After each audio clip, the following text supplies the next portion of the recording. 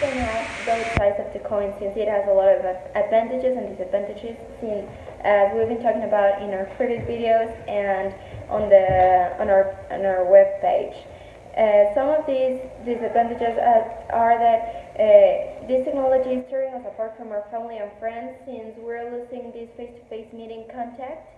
And well, what we can do to avoid all of this is that we can avoid using these devices when we're with family or friends in a meeting or something, so we can have more contact with them or to express ourselves better, because sometimes the messages are misread and we can give another impression that we don't want to.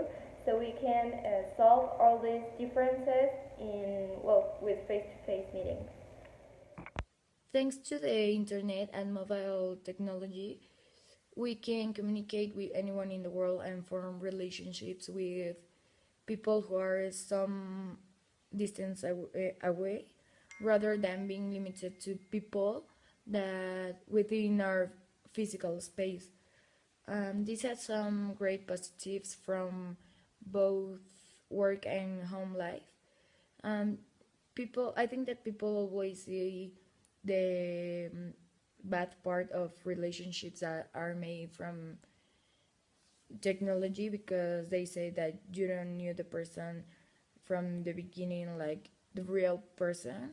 You're only knowing one side of the person, and but I think that you also have to see the good part, because there are actually relationships that are made by internet, and or relationships that were made like face to face, but they keep going because of the internet. Like when you go to another place to live or something, you maintain that relationship. And Hi, I am Andrea, and well, I believe that the best way to have a conversation is face to face, because if you're with your family or with your friends or with someone else, I think that, well, you have to be there, not in your cell phone watching photos, videos, or other things, but you can talk with them and you will not say like, oh, I was with my cousin and I never speak to her because I was watching videos, and that's a waste of time, and you can do it later. So I think that electronic devices are a fantastic invention, such as internet and technology, but you have to use them with moderation, because then it creates it creates like a hobby to waste all your time in your cell phone, and I think time is priceless. It's good that we also take a break from technology, and sometimes, like when we are at a dinner or something with a family, we just stop using technology and we start taking quality time with our family, because sometimes we are so busy using our cell phones or something else that we ignore that we have like members of the family with us, and we just don't take the importance that is needed. We have to use technology with moderation because we don't realize how many time we're spending in our phones, watching the TV, playing Xbox, because we're like in another time. We're not in the real time, and we have to be more conscious about it. We have to make a conscious, because we don't spend time with our family, and that we will regret it like in the future when we're missing.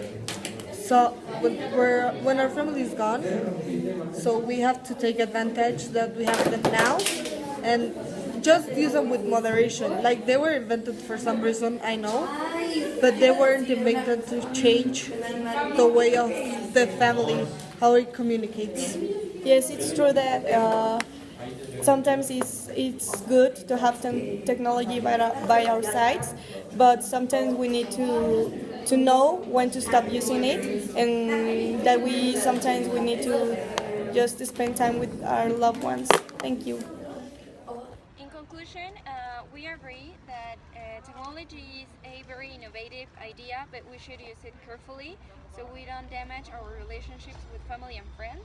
Technology is a good thing if you use it carefully, and you can have a healthy environment with your family if you can know when to use it and when to just stop using technology and put some time and quality time with your family. Yeah, it is also true that it is better to have a conversation face to face than only by internet.